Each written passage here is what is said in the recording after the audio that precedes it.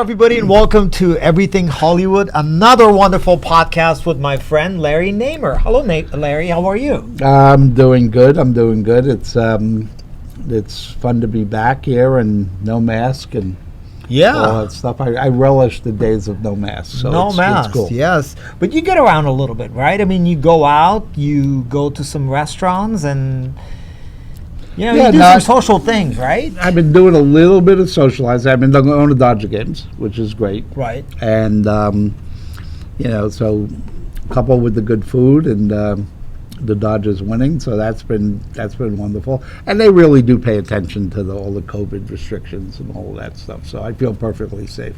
But I think that's going to go away, right, Larry? Because any event that has more than 1,000 people, you would have to show proof of vaccination. I think they're making it any event of over 10,000. I'm sorry. Oh, okay. It is over 10,000. Yeah, 10,000. And okay. and it's up to I think they're going to make it so that you have to show proof of vaccination, and which is fine. I'm vaccinated. I'm cool with it. Did you get the barcode thing? One that I got the whole thing, and I got a printed one. I got one on my phone. I'm going to go on a plane next week. I'm going to go to East Coast and hang out on the East Coast for a little bit. Yeah. Well, very sad news out of England is Charlie Watts from the Rolling Stones passed away. And he's I would say he's the most more of a subtle member of the Rolling Stones, right? I mean, he's more of a reserved. You don't hear much from him, but people that have met him really spoke really highly of him. Yeah, he's an incredible drummer. Yeah, incredible drummer. I mean, it really is an end of an era. Especially people like me who kind of grew up with the Stones. When I grew up, it was Stones and the Beatles. You were either on one of those two sides, and but he was the quiet one. A lot of people didn't know his. I mean, they knew he was a great drummer, but they didn't know his name and stuff. And it's a shame, to see him go. There's going to be some big tributes there. I mean, most people who are in the music business who understand music realize how important he was to that band. I mean, He was an incredible drummer. And I actually met him once. Oh, you did? Oh, wow. They were doing a big concert. I think it was the Rose Bowl here. It was the Stones concert, headlined by the Stones, with the opening act being Bob Dylan's son, Jacob. I went there, and funny story. I mean, it involves our own, studio manager here, Jonny Vegas. Johnny Vegas with me, and we're backstage, and I see he's playing pinball with Charlie Watts. Really? And wow. I think he was 10 years old, maybe 11 years old, and then we go out and we watch, Jacob Dylan, and then the Stones come on, and Johnny Vegas goes, "Oh my God, Dad! Look, that guy I was playing pinball with. He's actually in the band." But my kids, John and Nicole, were much more interested in seeing Jacob Dylan than they were seeing the Rolling Stones. So, nice guy, friendly, and a lot of high-profile people in the music came out to pay tribute to him. Elton John and a lot of other people. So I saw a really nice tribute done by McCartney and stuff like that. So everybody's kind of stepping up. He was an iconic person. If you were in the music business, you knew the importance that he had to that band. Yeah. Well, today we have a big show. We have a special guest. Yeah, we managed to get Dina Meyers. Dina is the head of all, the business development, international marketing for a company called Lighthouse, which is out of Toronto. And, they're known now. They're the people behind doing the Immersive Van Gogh show, which is now, I think it's in 12 cities and stuff. But, she'll tell us more. You've seen it, right? I've seen the show both in New York and I've seen it in L.A., and it's fabulous. And everybody I know who's gone has kind of loved it and stuff like that. And, it's kind of interesting because that show, I really learned about it because I was watching Emily in Paris on Netflix. And it was featured there. And I kept looking, to find out how to, who had it, because I was thinking of, getting the rights for China and stuff. So we were talking to them, and it ends up Dina, who I've known for a while, literally joined after I already started talking to them about getting the China rights and stuff like that. But she's interesting, and we could actually talk to her a little bit about the Stones and Charlie Watts, because she worked for a long time for Michael Cole, who was the promoter of just about every Stones concert from when they first came out. So she might have some interesting stories. But yeah, that'll be a fun interview. Yeah, looking forward to having her, and we'll discuss some more news. But later, I'm looking forward to talking with Dina. Should be really interesting. So we'll take a short break. We'll be right back. The reason why I created Hair Dope is because hair colors are popping everywhere. A lot of people, your favorite rappers, your favorite singers, your favorite artists, whoever, they're dyeing their hair, they're doing things like that, and this is a world full of color. So I feel like I want to feel like everyone can express themselves through my color.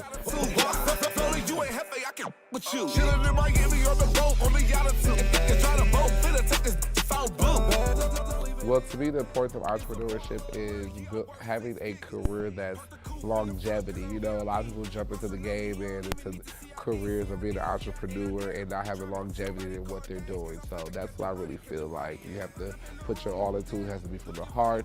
You have to have longevity. You have to be able to stay in and stay active.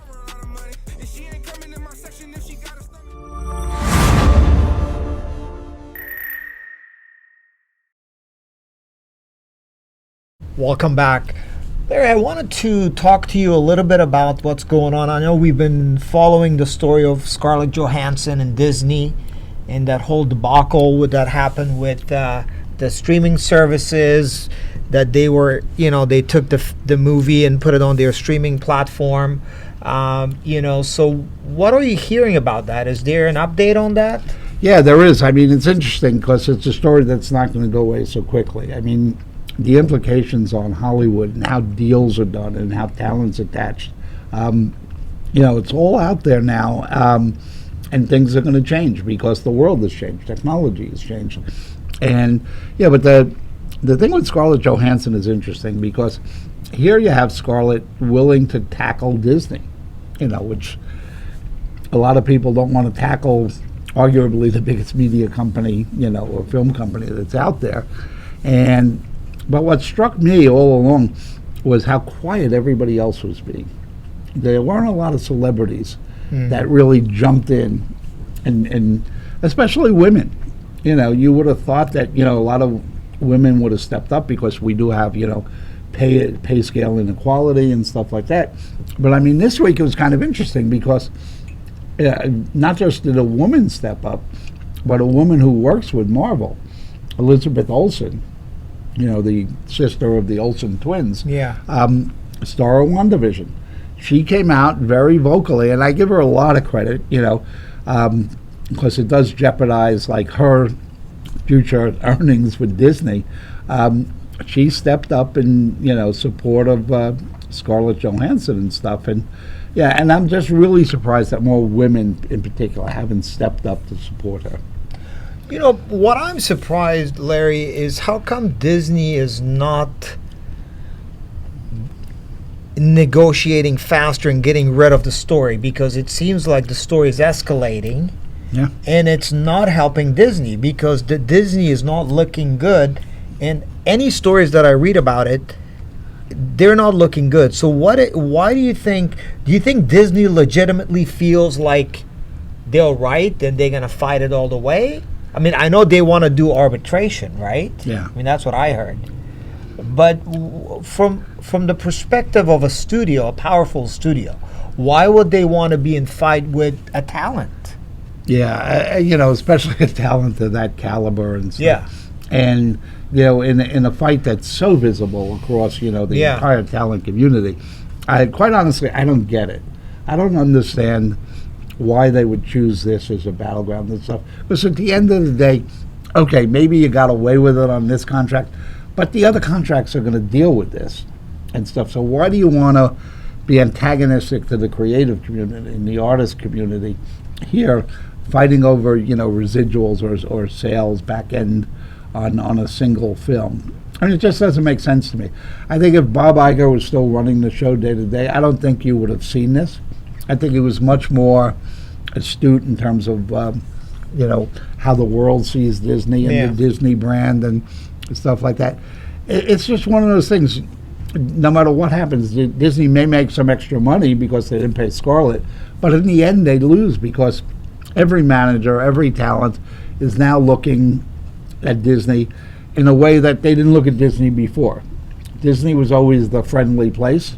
They ain't such a friendly place anymore. So you don't understand really the thinking behind Disney, right? You don't really, that's what I'm trying to figure out. What is there, unless they're 100, if they feel they're 100% right, this is the part that I don't understand why a company like Disney would engage. Yeah. And, at the end of the day, they're a huge studio going against, one talent. Yeah. It really, I'm struggling to kind of make sense. I mean, I understand they're trying to prove a point and whatever, but it just seems like it could have been handled, it could have been compromised, it could have been handled in a much more diplomatic way than to let it become such a public battle.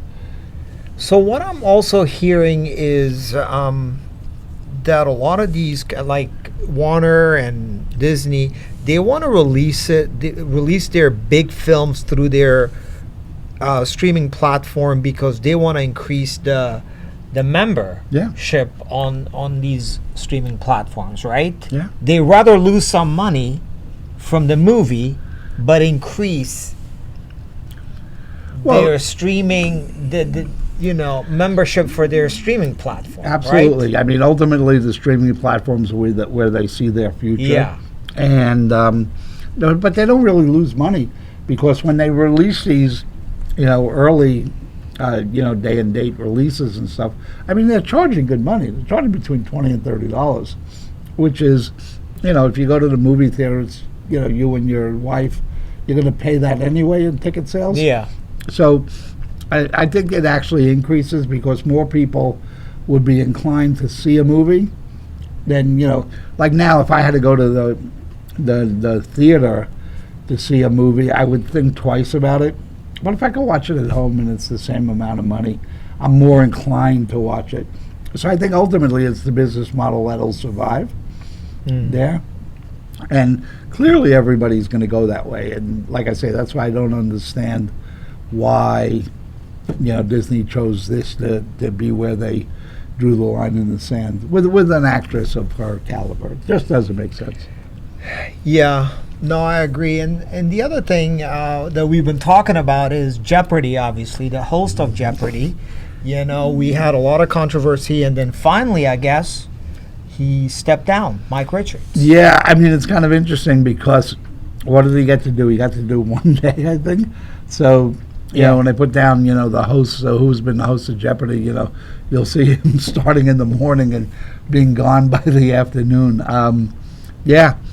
I mean, the backlash to it was so great. And, when they started really digging into some of the things he said in interviews and podcasts and stuff like that, and it was offensive, and they just didn't want to take a chance of going forward that way. So I think Mayim Bialik is kind of the temp host. Yeah. And I know they're talking about, bringing in LeVar Burton as a temp again and stuff.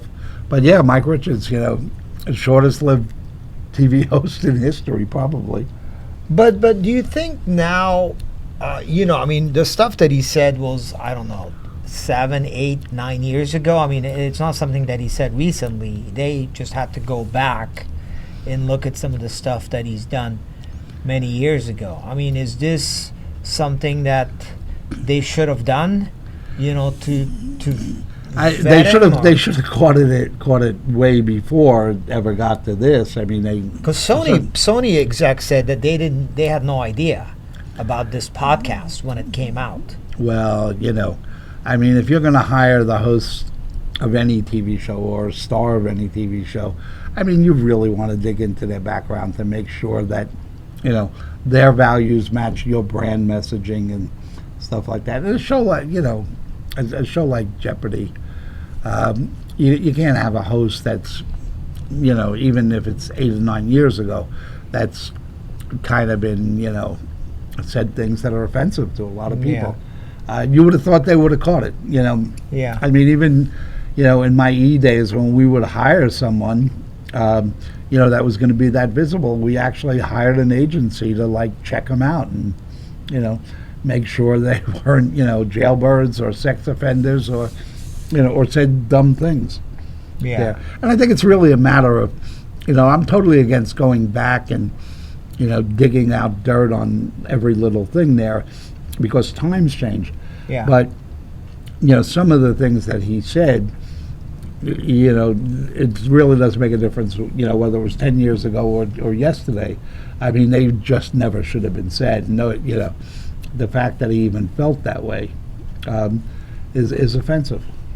And I think also a lot of people were offended the fact that he picked himself as, because he wasn't the executive producer of the show to begin with. Yeah. And then he picked himself as the host. I think that just didn't sit well with a lot of people as Didn't well. didn't sit well with a lot of people, and the people who are up for the job were offended. I'm not so bothered by him picking himself and stuff, because at the end of the day, if the show didn't work, he would be out of a job. So I think he really believed that he was the best host there. I mean, I think he did. Yeah. But, like I say, you go back and you think of some of the things he said, they disqualified him. And like I say, it's the shortest-lived TV game show host in history, probably. Well, I think LeVar Burton is getting a lot of push. A lot of people are enthusiastic about having him as the host, and he's visible. He has a name. He has a following, Yeah, I mean, I've seen him. I thought he didn't throw me. I thought he was okay. And, the more comfortable he gets in the role, the better he'll become. Right. I thought Maya Bialik was really good. I thought she did a very credible job and stuff like that. So I think she's a viable candidate as well as him. Is she still hosting the spinoff or whatever The Big Bang? Yeah, the big. As far No, Jeopardy. I mean, isn't she a permanent? Yeah, she's supposed to be a permanent host on that spinoff. Yeah. The spinoffs. Well, very interesting. Anyway, we'll take a short break. We have more to talk about, and we'll be right back.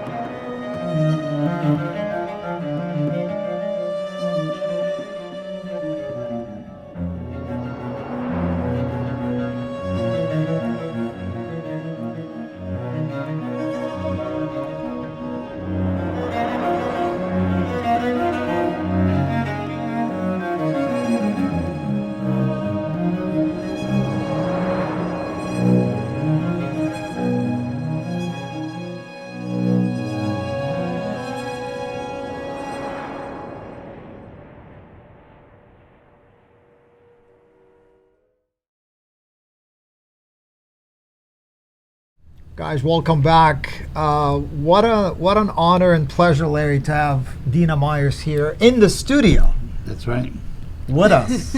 Welcome to the show, Dina. Thank you for being here. Thank you for having me. Dina, I know Dina for God knows how many years. I don't even want to say it, but it's a long time. Yeah, 15, 20, 15 Really? probably. That At long? least 15, maybe. 15. maybe How did you longer. guys meet? So I was working for Andrea Bocelli at the time, and you were interested in having him appear in Red Square.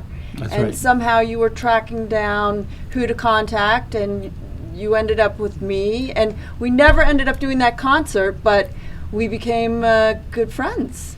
And then we actually ended up doing the tenors in Red Square, and you were involved with the tenors. I was involved with the original Three Tenors tour prior to my time with Andrea Bocelli, so I was not involved in any Three Tenors configuration in Moscow. Sure. Give us some background, give everybody some background. I know your background, but you can tell everybody else. Yeah, so I come up through the concert business primarily, largely on the promoter side.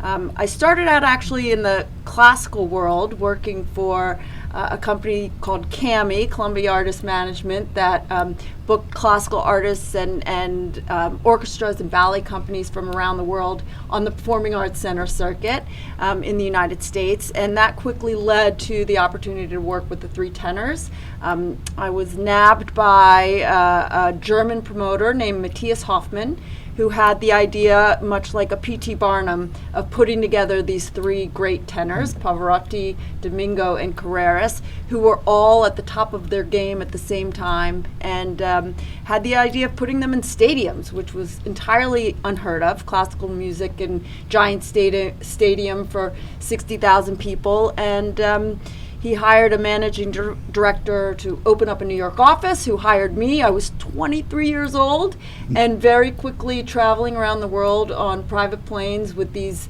incredible artists. And I tour managed that tour. We had an orchestra of 120 people and a crew of 60, and each tenor in his own private plane with their own entourage. So it was a way to cut your teeth, man.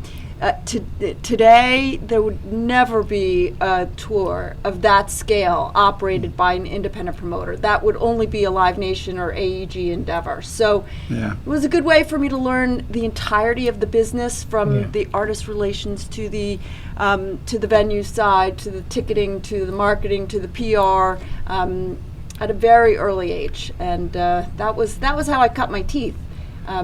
And what followed? This week is kind of interesting because we just lost Charlie Watts. Yeah. And you were connected to Michael Cole, who promoted most of those. Right. Tell us a little bit about that. Well, there were a few steps in between. I worked with Andrea Bocelli for about 6 years, and then I was out here on the West Coast working for AEG for a number of years. And then when I moved back to New York, I hooked up with Michael Cole and joined his team. And he had just left his role as chairman of Live Nation, and he had promoted every single Rolling Stones tour since Steel Wheels in '89, and he was really the promoter who created the idea with the Rolling Stones of what we now refer to as the 360 deal. So where the promoter and the artists are all in it together on all revenue streams. And that was a very novel concept that Michael Cole's credited with. We're all feeling the loss, I can tell you, across the music industry of Charlie Watts, who just passed. I only know anecdotally because I was with Michael when he worked with the Stones, but obviously I've seen them many times in concert and know that Charlie was so beloved by his bandmates and the crew, and it's a massive loss for the industry. But what a musical legacy he leaves with his incredible drum work. What a way for you to get your training, so to speak, with some of these top acts. I mean, you're talking about Andrea Bocelli, you're talking about the Stones. I mean, that's amazing. That really propelled you to just kind of keep going, right? And keep doing more of this. So were you involved with Michael Cole for a number of years? Or? I think it was about a 4-year stint. He had left Live Nation. He was no longer working with the Rolling Stones at that point. He was still in the concert touring industry with a few acts, most notably Barbra Streisand. But he was getting involved in family entertainment at a grand scale, most notably, and I remember Larry setting you up with tickets, Spider-Man on Broadway, which was a bit of a debacle financially prior to Michael coming in and sort of rescuing the show. And it was plagued with all kinds of technical problems and accidents on the set because there was an actual flying cast member. But that was a wild thing to be involved with.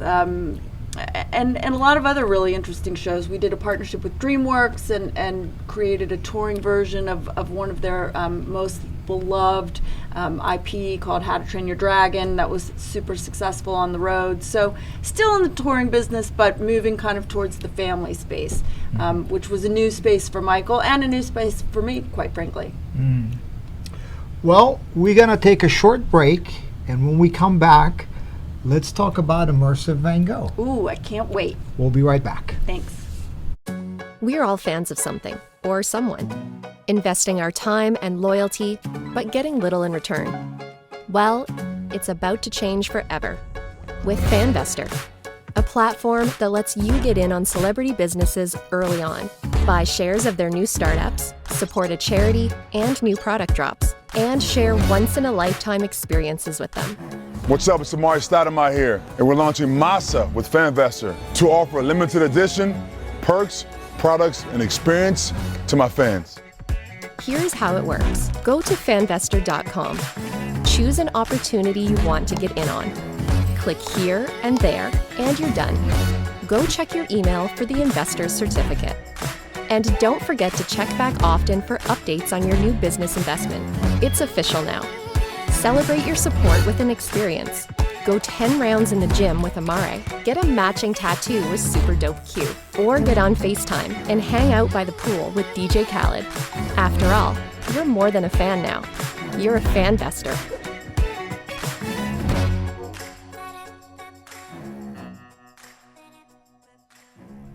2, 1.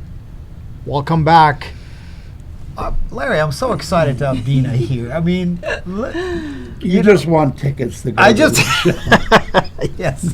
And she was kind enough to say yes. Happy to set you up, Omar. Yeah, Be thank you nice. very much. And Happy. my daughter is right there. She's 9 and she's excited to go and see the show. Oh, she'll love it. My son is 7 and was just mesmerized by it. Yeah, so we're really looking forward to it. But tell us a little bit about the show. I mean, it just creating so much excitement. But Larry, you've seen it. You've seen the show. I've seen it twice, actually, and it's amazing and stuff. But it's a real departure for you because this is the first time you were in the visual entertainment world. Tell us about that transition and what happened. So after I worked for Michael Cole, I went out on my own and for about eight years worked as an independent contractor, producing and consulting, largely with entertainment properties and venues in the New York area. And I missed the promoting for sure, and I missed live music for sure, but sort of a lifestyle change when I started a family. And then out of the blue, in the pandemic, I got a call from Corey Ross, who's the lead producer on the Immersive Van Gogh show. And I had worked with him 20 years ago when I was working for Andrea Bocelli. We did a show in Toronto, and he was our local marketing and promoting guy. And he reached out to me and said, you know, I've got this big hit on my hand, and we're entering into the United States, and we're going to be in the New York market. And so we started chatting about how it could potentially be helpful, and structured a business development role, and also working on helping them find new markets and roll the show out into new markets fairly aggressively. So it was great because I hadn't worked in 14 months for the large part due to the pandemic, and now I am fully immersed in Immersive Van Gogh. It's kind of taken over my world, and it's super exciting, and I'm just personally so moved by the actual artistry that you'll see when you go immerse yourself. It's incredible, and to watch how it's taken life and how people are connecting to it and how it resonates with audiences of all ages, with families. We originally thought it was going to be sort of most popular with millennials, but we see octogenarians and little kids and everything in between. So it has really struck a chord, and I think part of that is because of the artistry of Van Gogh and how universally loved and adored he is.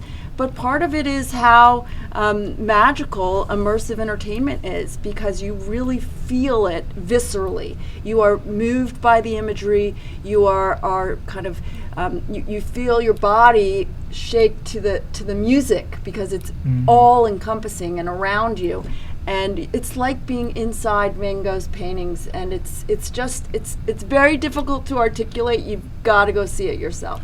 Yeah, I mean, I saw it first. I was watching Emily in Paris, and it was featured in there, and it was just amazing. And and before you even got involved, I contacted some of the people from there. Oh, I didn't know that.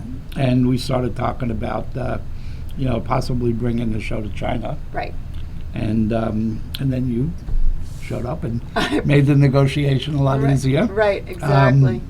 But there are some copycats out there. Yeah. There are people doing, trying to like preempt or co-opt the popularity of the show by almost making believe they are the show. What's the difference between yours and some of the others? I'm glad you asked that. We are the original, so we try and put that on all our marketing and advertising, the original immersive Van Gogh. And some of the competition has been a little sneaky in their marketing, and it has confused audiences. We see people every day that show up at the wrong show, and I'm sure it's happening the other way around because we're in a lot of the same markets. Our show was created by one of the leading projection mapping artists in the world named Massimiliano Siccardi. And I truly believe, because I've seen a lot of what's out there, that the level of artistry and the production values that we're putting forth are second to none. But I also think competition is healthy. So while we wish that there wasn't so much similarity in the names and the marketing, it does show our success has encouraged other people to get into the marketplace, and I think it shows how much audiences are responding to the immersive space, which is just growing exponentially. And how would someone know the difference between the original and some of these knockoffs? Is there something in the advertising that they can pick up on? We always say the original immersive Van Gogh, so look for that and you'll know you found the right one. Yeah. And how many cities is it in now? So right now we are in 7 markets. Actually, as of today, there's a ribbon cutting going on right now in Phoenix, so we'll be in 8. In North America, we will be in 20 by the end of this year. Crazy. Which is just the pace of the rollout is pretty aggressive. But we're selling tickets everywhere we go, and we're looking forward to being in international markets and working with you and in other parts of the world. But it's coming to a city near, hopefully, most of your listeners soon. Yeah, I haven't seen one person who's seen it that hasn't just been amazed by it. I mean, I remember, when I saw it in New York, when you guys opened up in New York, I walked away. It reminded me of the first time I ever saw Blue Man Group. Yep. I just sat there and went, what kind of mind could possibly think of this? It's just amazing. That one, let's get a bunch of guys, paint them blue and they won't talk. I'm like, really? Right. And, that show went on for so many years. Right. I mean, it's like if you said, Larry, let's go, I'm going to put you inside a Van Gogh painting. I'd be like, really? Right. And so then you go there and it's like amazing. Yeah, yeah. When Corey and I were talking and I was thinking about coming on board, I flew out to Chicago because it wasn't in New York yet. It was only in Chicago and San Francisco at that point. This was in April of this year. And I'd seen all the advertising and I'd looked at some footage and some B-roll and I was interested, but until I actually experienced it, as I said earlier, it's very hard to articulate, and I was so moved by it. And to your point about how often is there a new art form, and to be lucky enough to be a part of presenting it, and one of the other things that I think is really special is we are exposing people to Van Gogh, who might not have, we might attract people who might not be going to museums traditionally, and they come away from it and say, I want to learn more about Van Gogh, and then maybe they are going to go to a traditional museum. So it's doing things on so many levels that we're really proud of. So for Lighthouse, which is a Canadian company, right? It is based in Toronto, correct? So what do they do to follow up on something that's so immensely popular? Yeah. Well, we have to manage level set our expectations, because this is truly a blockbuster. We are just selling tickets like wildfire, and we know that no matter what we put forth as our sophomore effort, it's not going to do the same kind of numbers. So we're trying to manage our expectations. We have Massimiliano working on developing all kinds of new content, and the one he's completed now, which will be rolling out, we're not sure exactly in which markets yet, is based on the artwork of Gustav Klimt.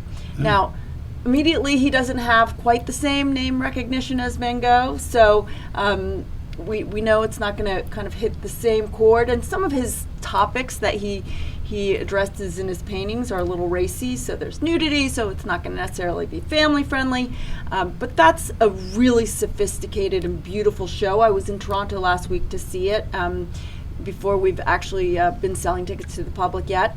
But we've also got some other really tremendous shows in development that aren't necessarily based on paintings. So we're working on an immersive nutcracker that we want to roll out in a lot of our markets during the holiday time.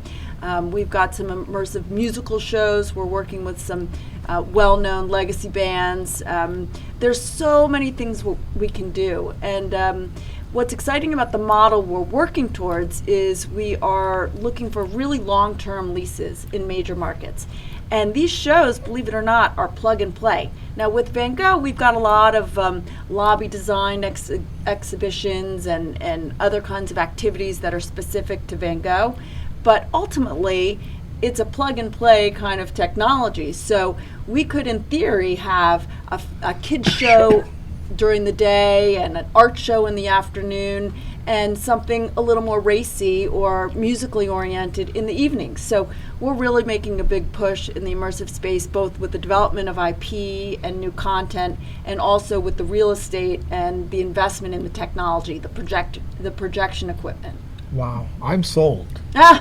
Perfect. You know, And maybe if you're good, you'll get to go. maybe I'll get to go. Well, You already are gonna GOGH. You are going to go see Immersive Van Gogh. I love it. Well, it's fascinating to hear about, everyone that I've spoken with that have seen the show, including Larry, just love the experience. So why don't you please tell our audiences how they can, find out more about the show, about you. If there's anything, we'll definitely be putting the links down below in the description, perfect. but maybe you could tell us a little bit more on how we can look you up on social or about the show. Sure. Well, certainly Google Immersive Van Gogh and make sure you look for the original Immersive Van Gogh, because it is very confusing.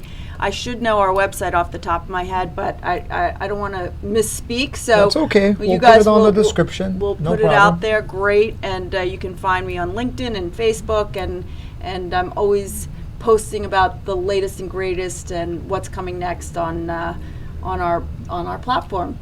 Yeah. So- Now, before we go, just what amazed me was just the scale of the experience and stuff.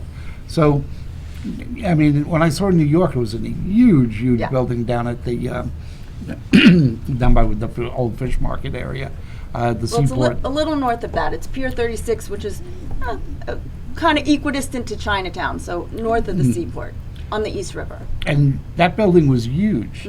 70,000 square feet. And and you really did feel like you were immersed in it.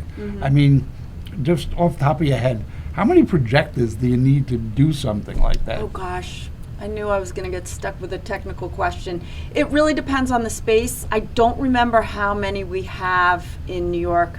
I got to come back to you on that.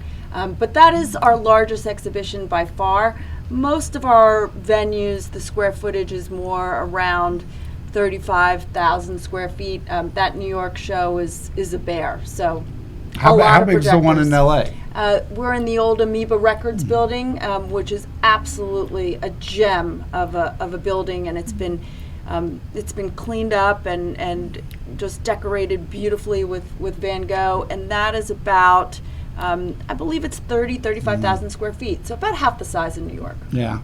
And that one I actually know because as you know, I've been looking at this show for possibly bringing it to China. Right. So I paid attention to those, like how big, how high the ceiling. The ceiling and height, stuff. yeah, that's And key.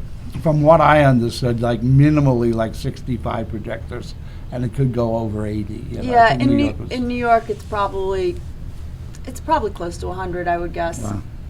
It's crazy. It takes a lot to put that kind of show together. But you see it when you go there, you could appreciate how much is really gone into the thinking of that show Yeah. and the experience. I also want to just really quickly mention the composer that Massimiliano works with, named Luca Lombardi, which you'll appreciate as a musician yourself, because they really work hand in glove and create the experience that's both visual and audio, and it's so inextricably linked, and that's what makes the experience, I think, so magical. Yes, music is a huge part of shows like that. Absolutely. To put it together. Well, Dina, thank you so much for being on the show. Thank you for having really me. appreciate you and the show. It's amazing. I'm really looking forward to seeing it with my daughter and my wife. So please come back anytime. I would love it. Anything for this guy, I'll be here with bells on. Yeah. Welcome back. What a great interview. It certainly was. Dina's fascinating. She's done some really fun stuff, and so, like I say, I've known Dina for quite a while, and she always comes up with these very interesting jobs that she's involved in, and some of the stuff has just been from working with Michael Cole, and then she was actually part of the team that did Spider-Man on Broadway, and then she was at AEG, and now working with this Van Gogh thing, which is just amazing. Not just Van Gogh, but the other shows that they're planning. It was great to have her. Yeah, it was wonderful. The fact that she was able to make it to the studio, what a treat. And I see the Van Gogh experience really expanding like Cirque du Soleil, right? I mean, there's so much excitement around the show that it's really growing, right, Larry? Yeah, well, the show out of Toronto, the company out of Toronto is called Lighthouse, and they did immersive Van Gogh, but now they've got a few others that are going to be launching. So, and the model is interesting because once they build a facility, and they put in all the projectors to allow it to be what it is, with very little modification, they could go from Van Gogh to whatever their next show is going to be. Yeah, that's amazing. Well, thank you, Larry. That was a lot of fun doing a show with you today. And you're actually the only person in LA that hasn't seen the show I yet. haven't seen it. Well, behind the scenes, Dina told me that she'll give me a couple of tickets to go and see the show. So I'm really excited that I'm going to come back and report to you. Sounds good. Thank you very much for watching. I really appreciated you guys, and Larry and I appreciate your comments. And we'll put in the description below. We'll put in the link to the Van Gogh experience and to Dina and whatever link that she's giving us. We will pass it along to you. And Larry, thank you again for a great show. Yep. See you next week. Did you have a good time? It's always fun. Yeah, I had to get you to smile at the end of the show. And we will see you next time. Take care.